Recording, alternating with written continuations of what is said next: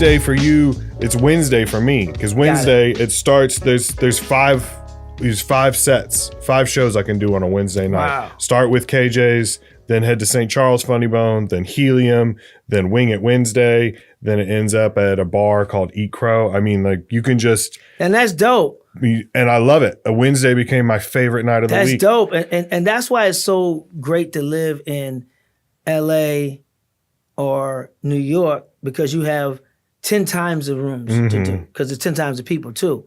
But the fact that you have that many rooms that you can do in one night is amazing. That's how the greats get great. That's how the greats did it, especially Chris Rock and Dave Chappelle. I would be in New York and bumping into them, and they're hopping from club to club. But a lot of comics are lazy, and they don't want to put in the work to book themselves at those spots, or even try and go wait to get on. And you'll never make it that way. You'll never make it that way. You have to put in the reps. If you don't put in the reps, then you're wasting stage time. Get your ass off stage so somebody else who loves comedy, who wants to do comedy, can get that 5 minutes, that 10 minutes. Get out the way. You may not know this, but I'm about to clip the last 30 seconds of what you just said and send it to like 15 people. Because, I mean, no offense to them, but there's so many times where I'll tell somebody like, hey, there's a mic across town tomorrow. And they're like, oh, I'm not driving to St. Charles to do a mic. And I'm like, well, then quit. Yeah. Then quit. Because that's what this is. Yo, let me tell you, I was talking to this film director one time about, he wanted to possibly shoot my special, right? And he was telling me about, he had a conversation with Chris Rock. And it totally changed because I don't really go up in LA anymore. Only because I'm gone, I'm 40 weeks a year, to about 250 to 300 shows a year. When I'm in LA, I'm home, I want to rest. You know what I'm saying? I'm doing 5 to 6 shows in the weekend. I'm doing an hour, 15, hour and a half per show. I need some days to rest my vocal cords and everything like that, and just to mentally, emotionally come down off of, these shows. So I didn't feel it like it was necessary for me to go up in LA and do. Now it's gonna sound contradictory, but it's not. Follow me. I didn't feel it was necessary to go up in LA on a Monday, Tuesday, because I'm out again Wednesday anyway, for 15 minutes. I feel like I'm doing an hour and a half, until I talked to this director. And he said, he asked Chris Rock, how do you get your specials so tight? He said, your specials are always tight from start to finish. And Chris Rock told him, man, I work on 10 minutes at a time. And I don't move from that 10 minutes until it's tight. Then I do another 10. Then I work on another 10. Then I work on another 10. Now, we as comics feel like we don't want to do the same set over and over again. When you have that many spots that you can go to, you can have 3 or 4 different 10-minute sets. And you can rotate them throughout the different clubs. If you're doing those clubs every week, you can rotate those different 10 to 15-minute sets. But that's how those specials that Chris Rock did got so tight. Now, that doesn't work for everybody. Everybody has a different method to the madness. But I thought about like, wow, yeah, I can go up for 10 minutes and just work on and get that 10 minutes. Because we're so concerned about other comics hearing our same material, things like that. Forget the other comics. We're there for the audience, period. We're not performing for other damn comics. If you're doing it for other comics, then you lost. We're doing it for audience. And get that 10 minutes or get that 15 minutes, get it tight. And maybe this week, you do it here, Club A, Club B, you do your other 15 minutes. And the 15 minutes you did at Club B, next week, do the Club A and the Club A at Club B. That way you're rotating your material with different clubs. Because you do have people who in the audience who do frequent comedy clubs. They love comedy and they come every week. So to satisfy those people, at least you're rotating your sets around if you have that kind of time. Yeah. I love that. That's perfect. I mean, it was deep, but no, I was perfect. I have nothing to. I can't add anything to that. You said comedy nerd. I'm like, I'm a little nerdier probably. No, I'm. Or just as nerdy. I see. That's just it. That's what I was talking about earlier when we started. Is like I'm just gonna soak up everything. Like all I'm doing is just tossing up a question and trying to like teach me. But you know what's funny, because you're reminding me of the principles where I started on, where I kind of left. What I need to get back to. Because sometimes we get too comfortable and we forget the principles. You have to go back in the lab. You have to go back to your old notes and read notes. I used to write notes down myself, smile, have fun, use the 6 parts of the stage, make eye contact, validate your audience. To remind myself, because sometimes we get so comfortable in our comedy skin on stage that we forget some of the the things that help us get there. So I have to go back and look over my notes sometimes, and I still read books on stand up. Just to get me to fall in love with it again. Because sometimes you can fall, just like a marriage or a relationship, you can fall out of love of something. And sometimes you can fall out of love of it, and you got to get that old back. Watch some of your old routines, and you're like, oh man, I remember that bit. Oh, this is why. Watch other comics that you like. You know, I remember one night I was in Miami, and I was doing 3 shows in one night, and that third show, I just didn't have it. After the second show, I was like, I went back to the hotel room because it was close enough to go back to the hotel in between shows. And I was watching, TV was on. It was, who was it? I forgot it, a comedian. I forgot a Hispanic comedian too. I think he passed away. But I was watching him on one late night show, and I started laughing. And he reminded me of why I did stand up. And that third show was great because it got me back up. And I was like, you know what? That's why I do stand up. That's why I do stand up. And so sometimes you got to watch your heroes or watch your peers that you enjoy or just listen to yourself and get that love back. Yeah, I agree. I love that. It's hard. It is hard sometimes when you go out and you're ready to, you do the first show, great show, second show, good show, third show, bomb. And you're just like, what? Like it doesn't matter. I'm very picky about my sets as well. Like you were saying, like if I go out and 9 out of 10 jokes worked, I will obsess over that one Absolutely. joke. That's the strange phenomenon of comics. It's like we can be in a crowd of 10,000 and there's one person who's like cross this, their arms, not fucking laughing. Exactly. And you can be killing. You got sweat running down the crack of your ass. You are working that audience. People are getting up, running around. I don't know about white shows, but at black show, people get up and run around. And they're like, oh my God, oh my God. And that one motherfucker looking at you like you took your dick out in church. Yeah, and that exactly. will bother the fuck out of you. And sometimes I would just stop. I remember one time I was in Memphis, right? During the pandemic when they started letting us back out into that. I was in Memphis at a comedy club, and the room was pretty nice. The energy was good. I never say these words, but I'm gonna say it at this particular time. I was killing. I never said it about because that should be par for the course. But this particular show, I was in their ass, right? And it was 3 people who came in a little late.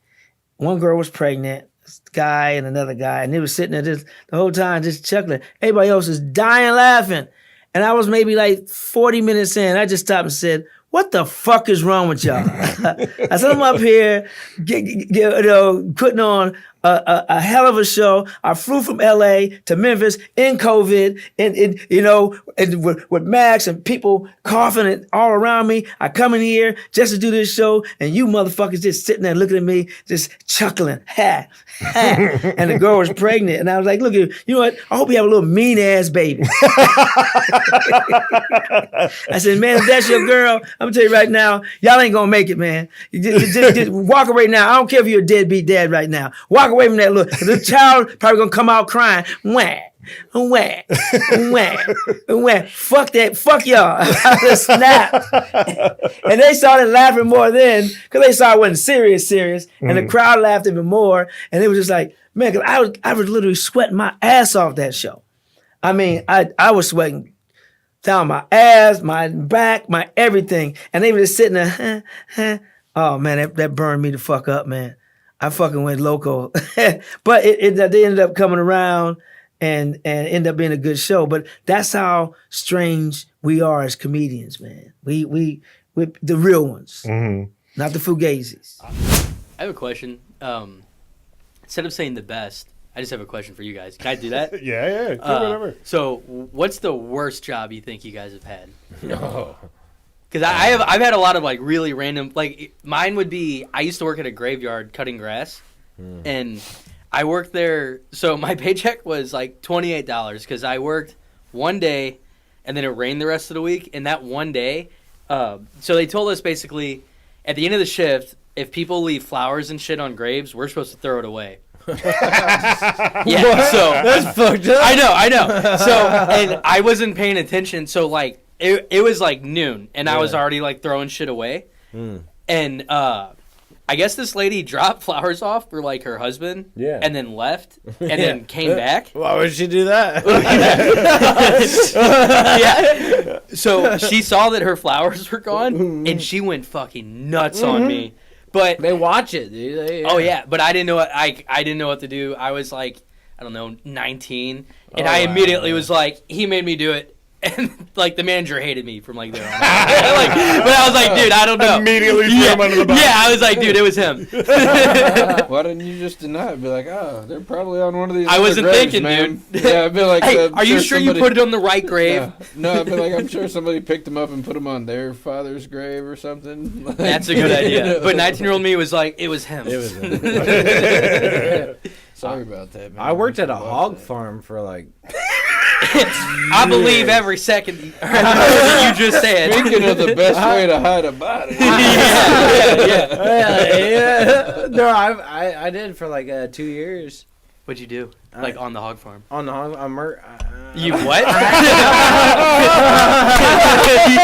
What do you mean, Chris? I killed him. I had to feed pigs and murk pigs. What was your weapon of choice? I don't want to talk about it. Is this why you drink the way Your weapon of choice. No, it's fucked up. I didn't like it. It's like it turned me like. You said 2 years? PETA, yeah, like 2 years. I mean, you can't like anything for at least 2. You gotta try anything for yeah. I know I've been killing pigs for a year and a half, but maybe if I give it 6 more months, I'll like it. Okay, I always round up. Maybe it's not good to round up. Yeah, Nate's got bodies on him. Yeah. It was like a year and a half. I never like the saying I'll try anything once. I'm like, not, but not for 2 years. For 2 years. I needed the money. And it was the only thing I had. I had a Mexican friend, and when they hired me, they thought I was Mexican. Yeah. How?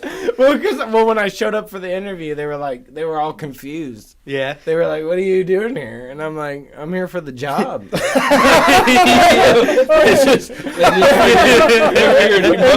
Must be Mexican. Yeah.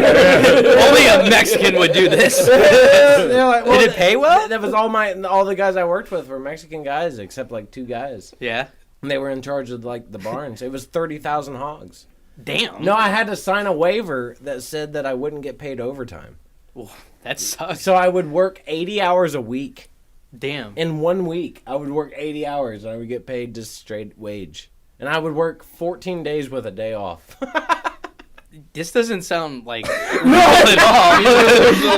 This is Just killing hogs. Yeah. Well, I tried not to. Okay, yeah. Let's go.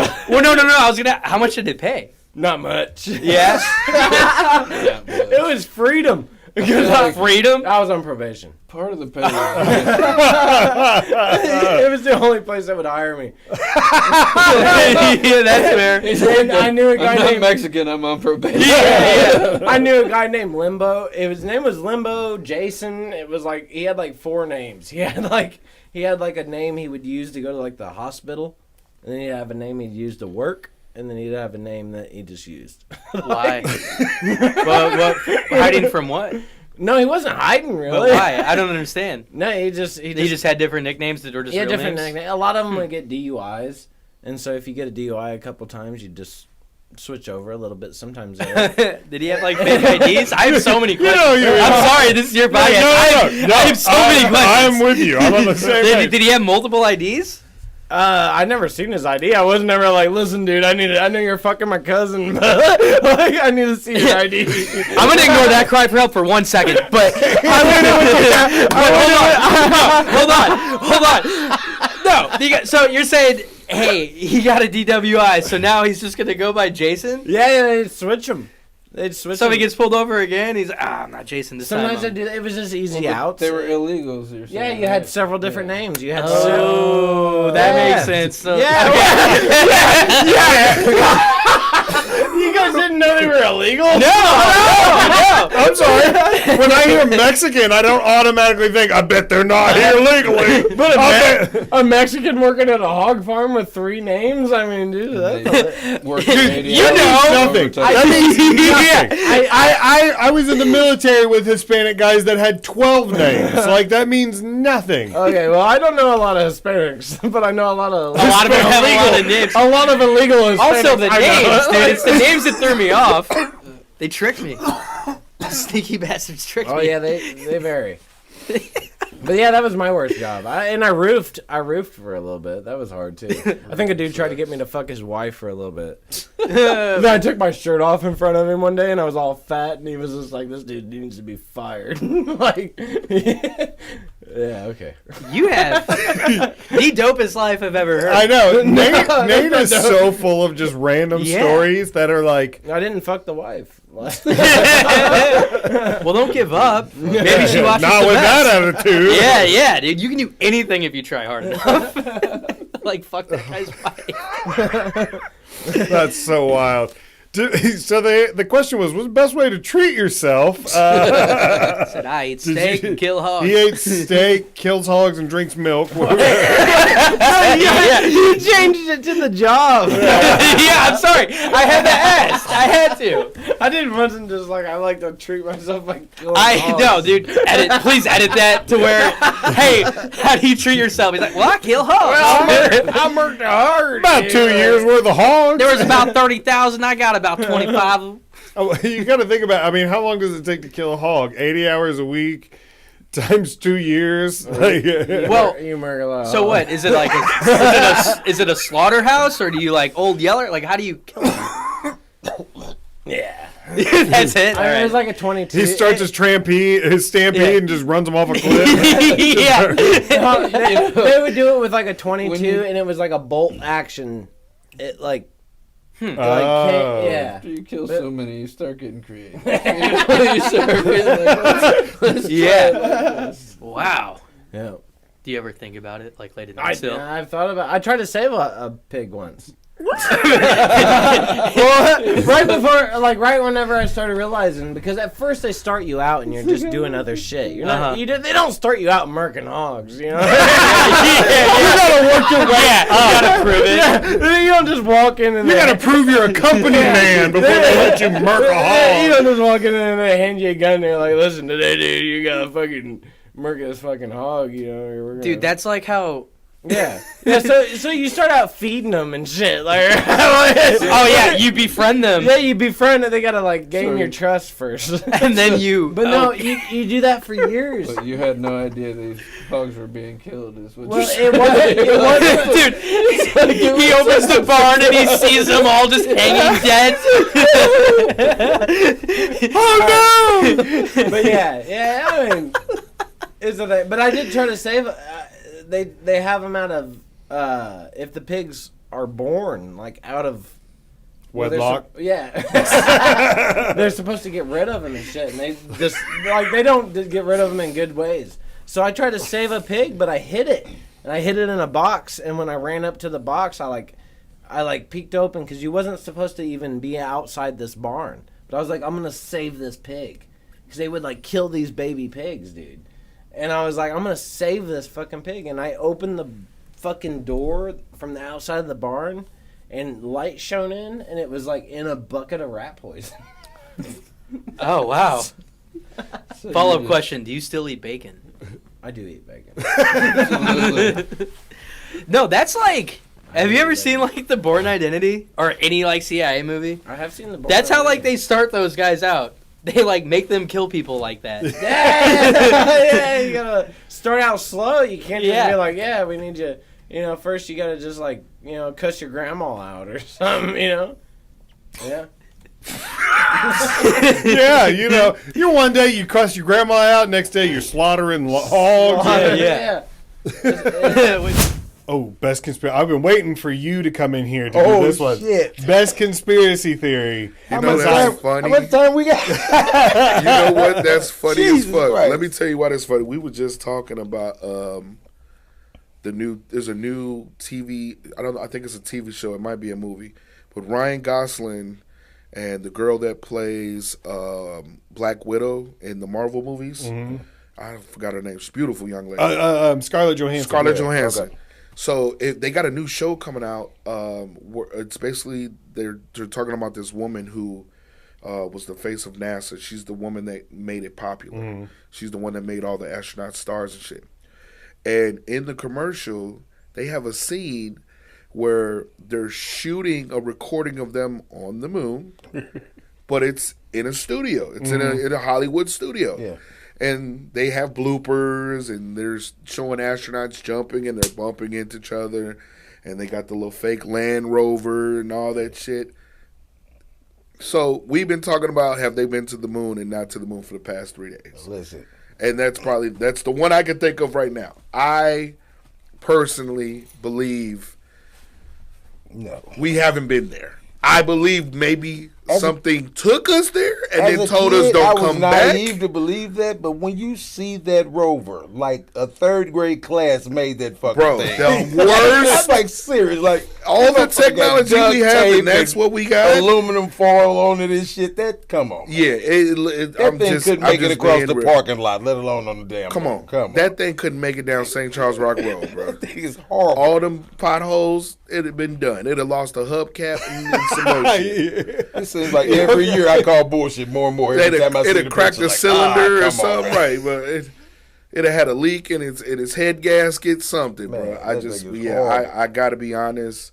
When you start seeing videos of guys walking up to astronauts, put your hand on the Bible and say you went to the moon, and instead of him putting his hand on the moon, he wants to punch you.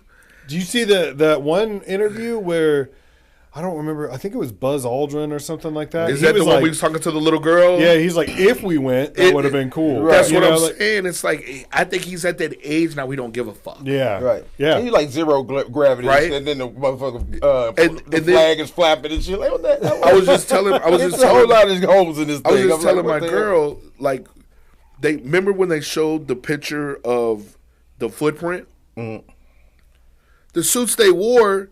The footprint doesn't match the suits they wore, so it's like, what are we doing here? Yeah, right. So you have the Air Force like One that. tread, and right? You know, it's like the swoosh. Somebody, it's like somebody took a Timberland, put the Timberland print in, and then you go look at the suit. The suit's got a K-Swiss at the bottom of it. It's like, what are we doing here? Yeah, and then it's little things like that.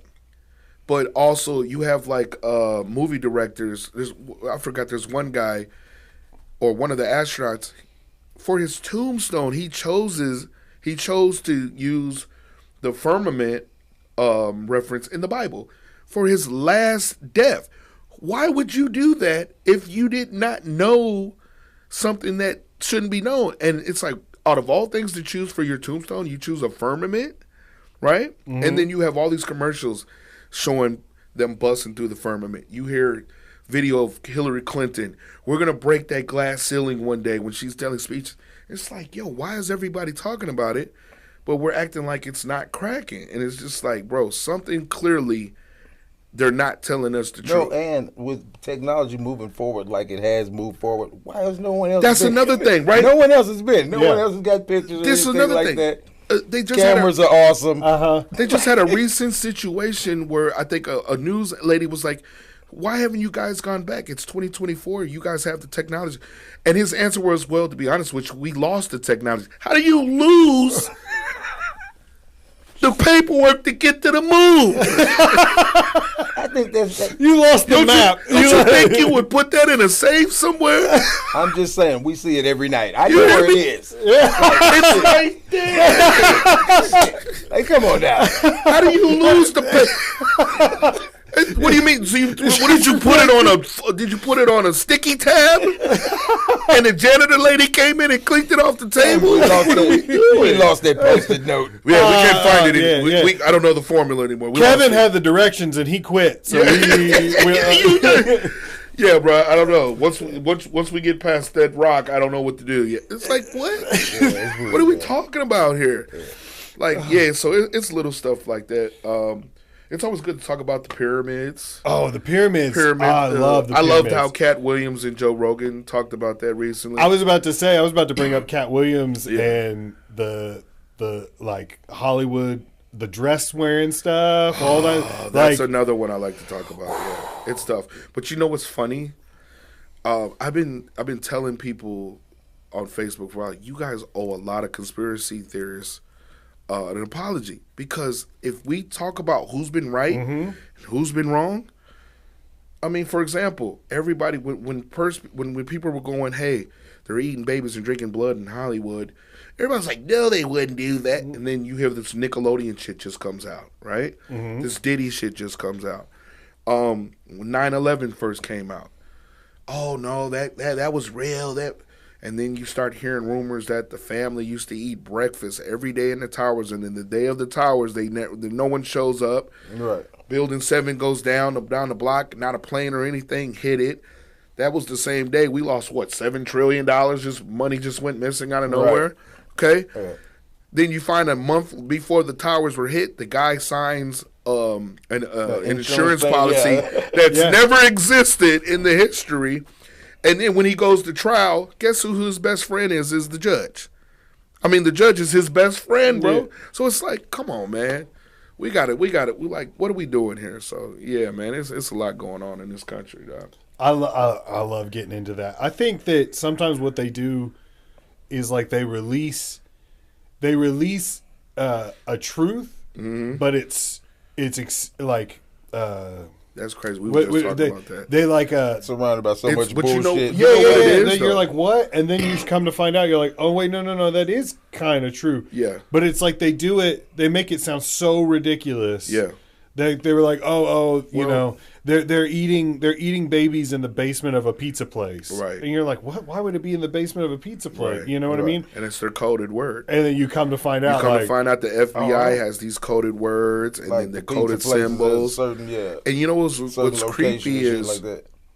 I remember when I first seen the symbols, and the same day I seen all of them, I'm walking in Walmart and I'm seeing these same symbols on kids' toys. Yeah. And kids' teddy bears on shirts. Chris Brown, I think, at one time had a clothing line, and it was the logo was the pyramid. The pyramid, yeah. And his pyramid was the same shape as the pyramid for I Like Little Boys. So it's like, what is going on here? Don't act. You guys can. One time, coincidence. The whole, like, how many people have taken a picture with, like, one eye open? The whole eye. You know what I mean? Yeah. It's just like, come on, bro. All of, like, so many people have thrown up the pyramids. It's just like eventually. The devil horns and all. You know what I mean? Yeah. It's like, hold up, don't get me on camera doing that. We're just like, talking about it. I looked that up though because I was like, where did that come from? Did you know that originally that was originally designed as a sign to ward off bad spirits, right? And then it got taken over by the satanic culture. Yeah. Aleister Crowley and all his minions and stuff like that, and then you got the guy who created the satanic church. And did you hear the theory about Taylor Swift?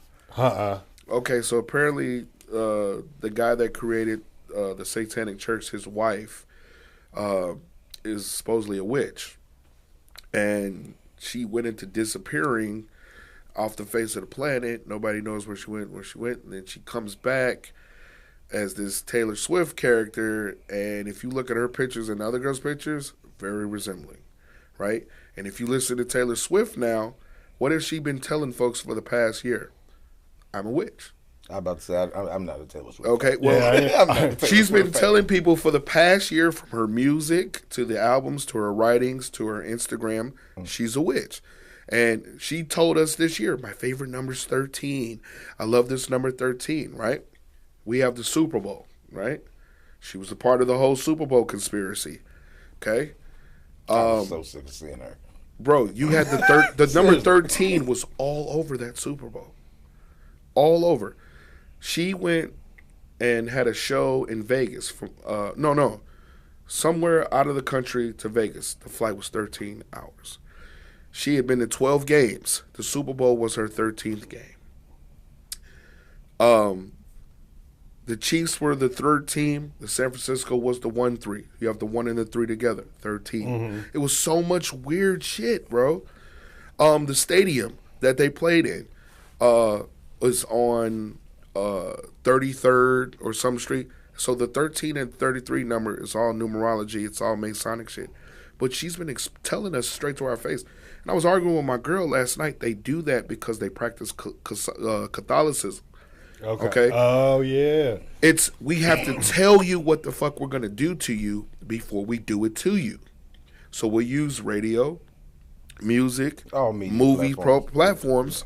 For example, that movie Obama and his wife just did with Julia Roberts. Oh, the End of the World End of the World movie. Yeah. Everybody's going nuts. Like, why would they show you that? Well, that's their religion. They have to tell you what they're going to do to you before they do it. That is why Bill Gates and them had that meeting in 2018 about COVID and what we're going to do, who'll be in charge of the pharmaceutical, what's the names. And then 5 years later, we have COVID attack. I think Bill Gates might be the most evil person. I agree. I didn't know anything about him 4 years ago. He's been a fraud his whole career. And I'm just sitting there like, the more I learn about everything he's doing, I'm like, have you seen how he's buying up all the farms? All the farms, but he's also buying up like land at high elevation. Like in case the world floods, he'll own the real estate in the Western Hemisphere. Yep. And I was like, oh, okay. Oh, yes, dude. Here we go. Now we're getting into it because my fucking boy. What is the best Matthew McConaughey movie? When you said Matthew McConaughey is one of the topics you sent, I was like, we're going to be able to talk like 6 movies. But then I looked it up and I was like, holy shit, this guy has been... Yes. He's the fucking man. He is the man. What do you got in there? There's so many good. Dazed and Confused, Tropic Thunder, Ed TV, Time to Kill, Amistad, Mud, Rain of Fire, Gold. Rain of Fire, so good. Rain of Fire. That's the second time, I think, in like 2 weeks that I've talked about that movie. Rain of Fire? I love Rain of Fire. It was so good. Fucking and I remember dragons and mines, hell yeah. When it came out and everybody was like, oh, this movie's stupid. And I'm like, no, this movie is the greatest movie I've ever seen. It fucking rules, dude. Fighting dragons. Christian Bale and Matthew McConaughey just going head to head. Yeah, and Christian Bale just fucking yoked up. Yeah, yeah. Oh, and early, what's his name? Gerard Butler. Is Gerard Butler in Rain of Fire? He's the best friend of Christian Bale. Oh shit! It's before 300, like before anybody cared who he was. Yeah, but that opening scene with the dragon and the helicopter, and they like catch it with the wolf. I was like, I'm a fan for life. Yeah, it's the fucking best. It's the best dragon movie ever. I do think so. It's hard to call Tropic Thunder a Matthew McConaughey movie. It's definitely not, but that role is great. It's perfect for him. It's so funny. It's traveling to Laos to give him a fucking TiVo, and then blocking a RPG with a TiVo. What about dude? What about when they're talking about adopting kids, and he's like, I mean, that could be the way to go. You're stuck with him like me, like that, and it shows him looking at a picture of his son who has special needs. It's so funny, dude. Oh, he's so good. A G5 airplane. Yeah, I mean, Tropic Thunder to me is a Tom Cruise movie. Tom Cruise lights that movie on fire. He is fucking credible. Mm-hmm. And that character was his idea.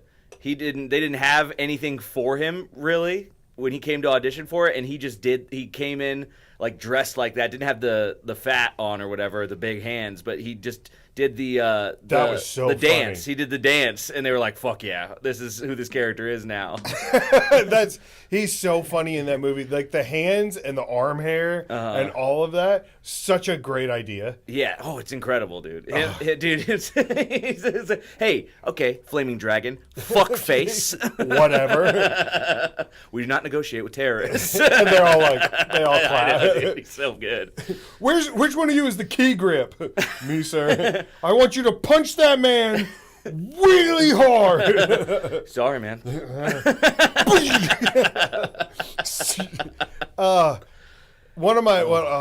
That's one of my all-time favorite comedies. Yeah, Tropic Thunder's unreal. It's one of the last great, one of the last great comedies.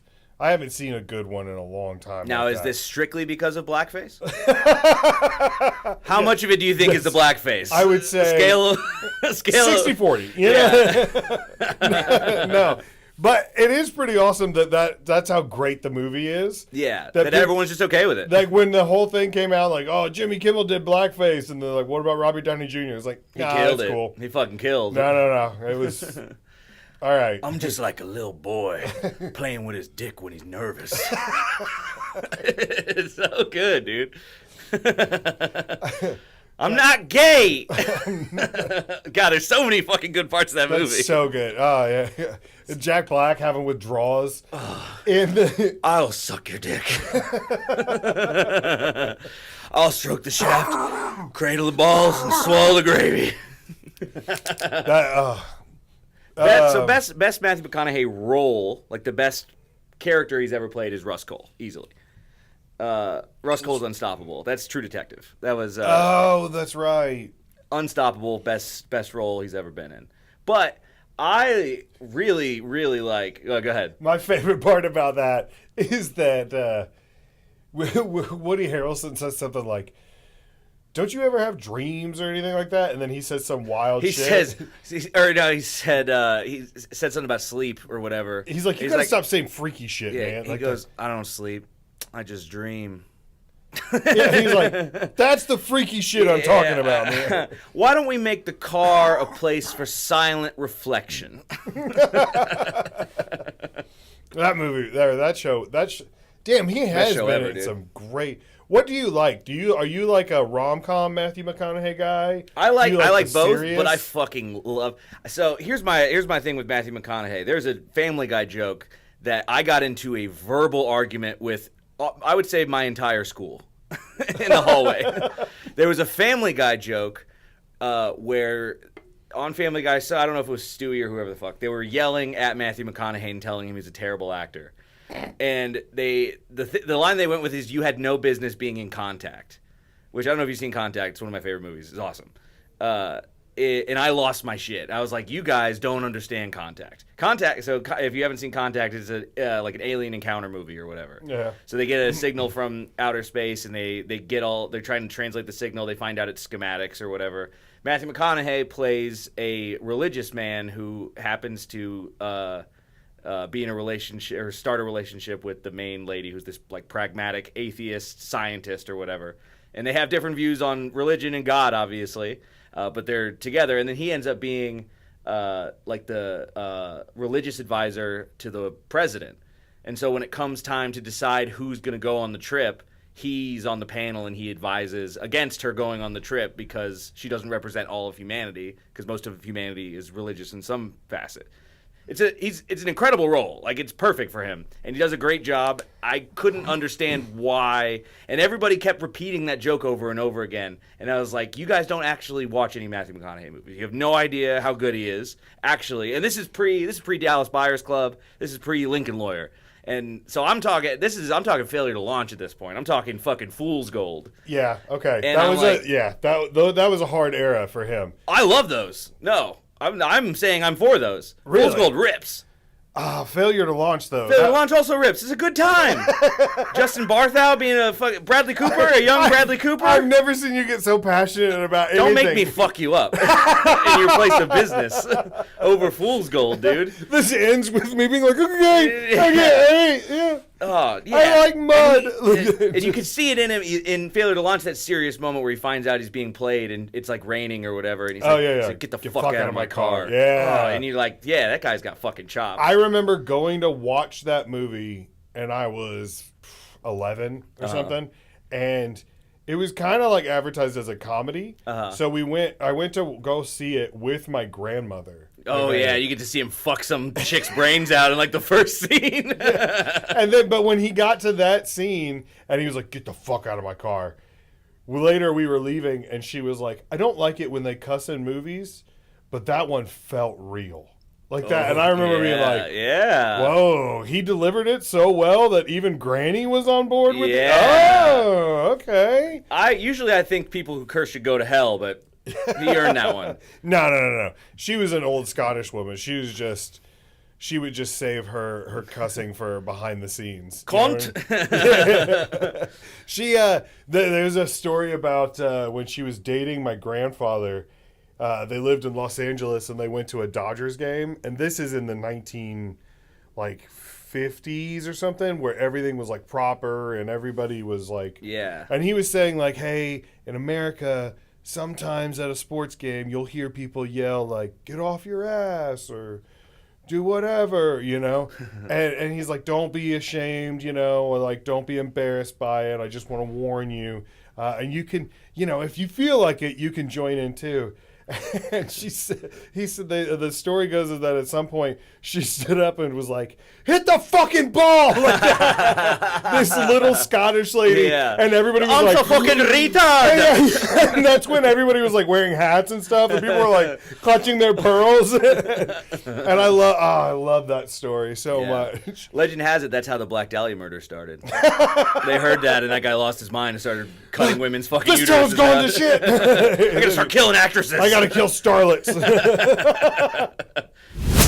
You said your guilty pleasure is to stay at home, watch Netflix, and eat cookies. Mm-hmm. Best store-bought cookie. Well, I see the options on here. You've got the never Oreos. Never Oreos. Thank you so much. Oreos are shit. I can't stand them. What? Yes, I can't. It's like two. I told somebody once that they were like two pieces of charcoal with dental paste holding them together. Yes! I can't stand it. Feels like gravel. Now, if I'm in like a really bad spot and someone like offers me Oreos, I will eat all the fucking Oreos. If you're Like, down bad, if yeah, I'm down okay. bad, if you see me like eating a full pack of Oreos, Just know you're in a rough place. I need. Okay, so is that that's the bottom. bottom? Bottom. Now, Oreos how are do you shit. feel about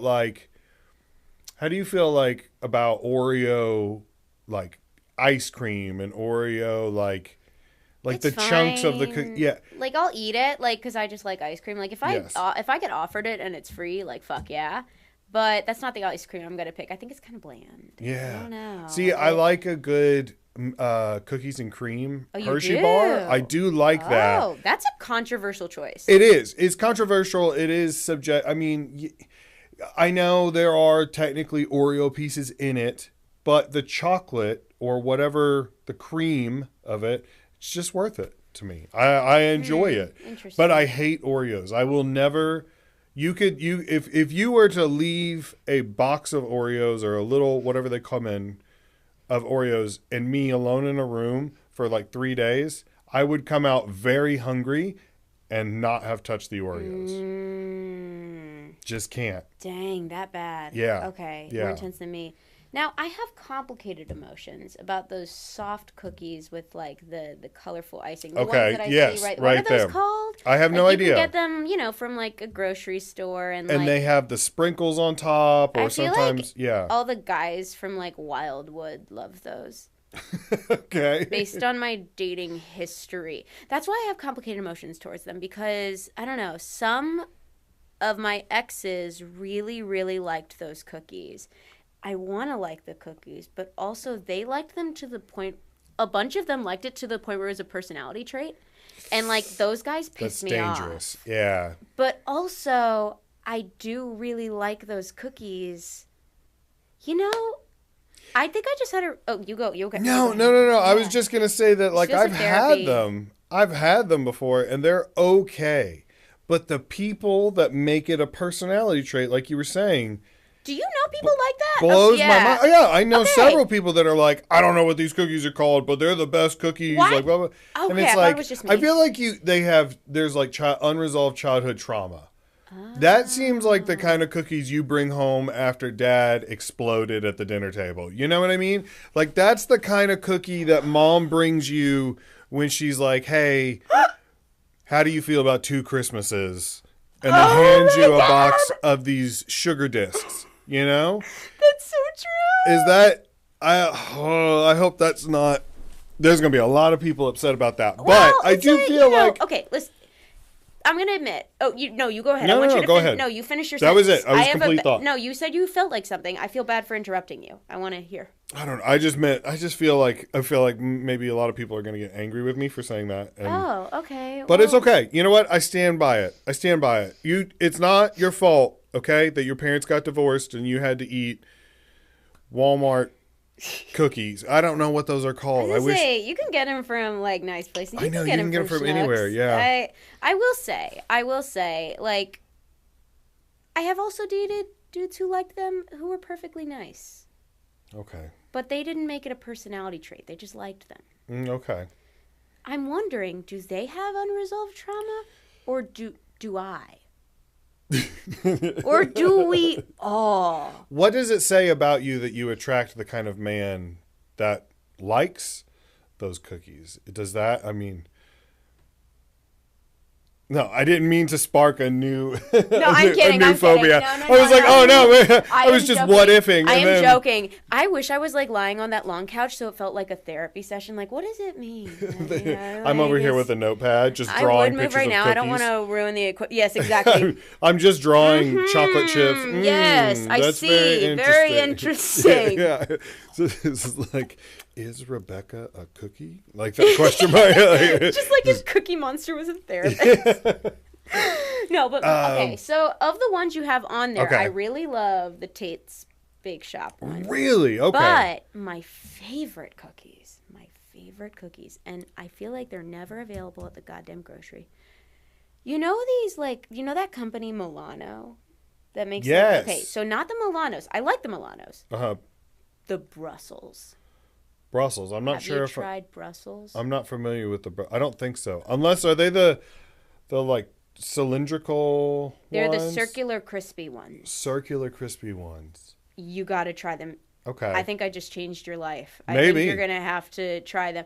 They're hard to find, but they're fucking amazing. I can eat a whole box. They're so good. Well, I can eat a whole box of a lot of cookies. Yeah. But like, I love Brussels. Oh my god. I'm gonna have to check those out. I do like the Milanos. I was on board with that. Oh, yes. I like that whole company. Like the paper bag, the like that it comes in, it's rolled up. Is that Pepperidge Farm? I think so. Yeah. Is it? Okay. It well, feels they know so what they're doing. Fancy. I It feel does. like I'm in France. Yeah.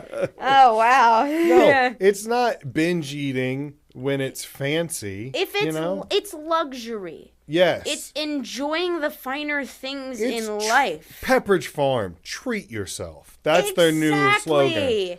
That's the new slogan. Hell yeah. I had to put up 2 different Chips Ahoy on there because I feel like they're so. And by the way, chewy and chunky. yeah, Okay. neither one. No, an original does not deserve a place in this list because I don't think anyone's ever been excited about original Chips Ahoy cookies. Oh no! This is just taking a turn. This is where No wonder I attract these terrible these guys. terrible sugarless cookies, these trauma cookies. Oh, these trauma. Okay, so let me explain, because actually the Chips Ahoy thing does relate to my childhood. Oh no! No, in a good way. It's in a good way. Oh, okay. When I was a kid, I lived in New Orleans until I was 5, and my dad used to love to take me to basketball games to see the Hornets. And I really didn't give a shit about basketball. I don't think my dad really cared about basketball either. But we really enjoyed going because as a kid, when I was little, I really liked to see the cheerleaders and like think I want to be a cheerleader when I grow up. And also, my dad would always bring the greatest snacks. He would bring a little Ziploc baggie filled with blueberries and a bunch of Chips Ahoy cookies, the classic kind. Just the fucking greatest at our little basketball game outings. And that was like a lovely childhood memory for me. My dad's a wonderful dude. That does sound like good dad. He's a great dad. That's good dad. Russell is the best. Russell, shout out Russell. Shout out Russell. I'll have to show him this. I like the Maybe blueberry. I like the baggie of blueberries and chocolate chips. Yeah. Like, hey, we're gonna snack, but it's gonna be at least semi-healthy. Yeah. You know, and like Get we're your gonna get antioxidants. Yeah. Also, blueberry and chocolate, underrated combination. Yeah, that's true. Now, out of the chewy Chips Ahoy and the chunky, Yes. I would pick chunky. because chewy just feels stale. Now, again, if I'm in a situation where I'm not doing well or I'm hungry or whatever, basically, if the Chips Ahoy are offered to me, I'm eating the Chips Ahoy. Yes. A cookie is a cookie. Right. You know, As long as I'm any not- port in the storm, I believe, is the phrase. Yeah. You know? If I'm not allergic, I'll eat it. Yeah. Yeah. Do you have? You already said you have a lot of allergies. I have a lot of allergies. I'm also allergic to hazelnut and severely allergic to mango. Really? Only if I eat it. But if I eat it, it will try to kill me. What about like mango flavored things? Like, because there's also a lot of times now it seems like there's mango mixed in with stuff, like kiwi mango or banana mango. The thing is, I don't even, whether it's artificial or not, I just don't risk it because I don't want to die. Right. So it's like not even worth it. Yeah. But Yeah. I mean, I've never. But yeah, I don't have anything with mango flavor. I can't really have any of it. Yeah. So the closest thing that reminds me of is that I have like a lot of like esophageal, like I had a lot of acid reflux, which led to. I have acid reflux. Yeah, GERD. You on the team? I have the kind that affects upper respiratory. Yes. So okay. I don't throw up, but No. it's like what causes my like asthma type stuff. I call it hot girl acid reflux. Oh, nice. Because we're hot girls, you know. It's yes. No shame. Finally. No shame to anyone who has the other kind. I mean, like, it's fine. But like, why am I trying to cover myself in the acid reflux community? I'm trying to cover my ass. Well, they come after you. All right, like they will. I've dealt with the ARSP, acid reflux, self-preservation. I don't know. I'm terrible with acronyms because I'm also dyslexic. So I was like, okay, no, wait, all and right. I have ADHD. Yeah, I had to throw out letters and then try to make them fit. Well, I want to let you continue. I feel terrible for cutting you No, off. that is the 90% of this podcast. But I want to hear the story about your acid reflux. I was just saying that like I love spicy food. I love spicy food. No. And so I've had to learn over the years that it's just not worth it. Kind of like you trying out mango. It's like it doesn't matter if you know it's not worth the risk is not worth the reward. Yeah. What's the best way to describe how you think? I love asking this to comedians. How many words do I get? As many as you need. Sure. Off the cuff, then overanalyze, then overanalyze my overanalyzing, then go back to off the cuff, then change my mind entirely about what I was thinking or going to say, and then do that. That's a great one. Like, I like it. Constant self-doubt and questioning, but not letting on that's what I'm doing. I'm the exact same way. I want to be the off the cuff guy. Yeah. I want to be the guy that just blurts it out, but I will forever be the e-brake guy who just like right at the last second, no, Right. like I don't know. Yeah, just whatever, guys, like that. And it's killing me. It's killing me. I think it's. Do you think it's because we're a little bit older? Maybe. Yeah. Have you always been that way, or has it been like as you get older, you start to kind of like more like, all right, maybe I'm not going to go. When I was young, I was really stupid and unfiltered. Well, I think everybody. Right? Like I was to the extreme. Like I was. If you go back to like I don't know how far you want to go back, but if you go back to high school, I was kind of edgelordy in that I really did believe like saying something get a shock was worth it. So I never thought about what I said. And then as I got into college and you start doing things where what you say and how you say something is just as important as what you're saying. When you get into things like that, then I did have to start like thinking about what's coming out of my mouth, if it's really reflecting what I'm trying to convey, or if I'm just like I'm going to win this argument by making this person shut up. The first time I learned to like pump the brakes a little bit was the day my grandfather died. Oh, yeah. Did you kill him? Well, no, so in a weird, sidebar, you could technically, there is a rumor in my family that I have killed 5 family members with jokes. The Aristocrats. You told your grandpa the Aristocrats. Yes. Yeah. And he just died. No. I like this rumor. Okay. I want that rumor for me. So we'll get to that in a second. So my grandfather, right? He woke up one morning. He had a stroke and he fell and he hit his head and they took him to the hospital. Well, I went to school and I went to a Christian school. So every day they would ask for prayer requests. Yeah. And that was like my open mic, right? Yeah. That was my time to, this is what's going on in the world and stuff like that. And I said, oh, please pray for my grandpa because I think he had a stroke.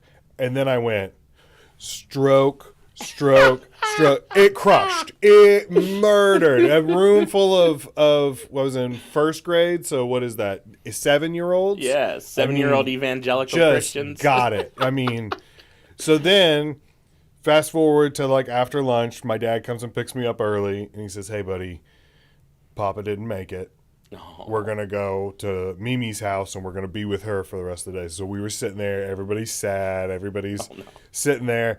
And my cousin or my aunt came in and she goes, oh my gosh, what happened? And my dad goes, well, they think it was a stroke. And I was like, Yeah. here we go. And I went, stroke. And it was the loudest silence I've ever heard in my entire life. First of all, that's adorable. Yeah. And my entire family would have been on the floor laughing at that. I think if I had given it, I mean, to be fair, Grandpa probably wasn't even cold yet. Right. So maybe a little bit of time. That should have revived him. But my mom was just like, no, like that from across the living room and like took me outside and was like, buddy, and I was like, hey, everybody laughed when I said it this morning. Yeah. Oh, man, I wish I learned that lesson at 7. My grandpa died like New Year's Eve, 1999. And the Y2K? First thing I told my mom when she called to let me know he died, I was like, I guess he wasn't Y2K compliant. And then I went to a New Year's Eve party. See, I'm so sorry. You were telling me a heartfelt story about your grandfather, and then my first... That's exactly it, The though. comic mind, though. You're just Right. like, oh, Y2K. I mean, that does get back to what I'm saying, though. I was a first thoughts kind of guy. Yeah. And then you learn. You're like, oh, no, I shouldn't say... yeah. Oh, it was...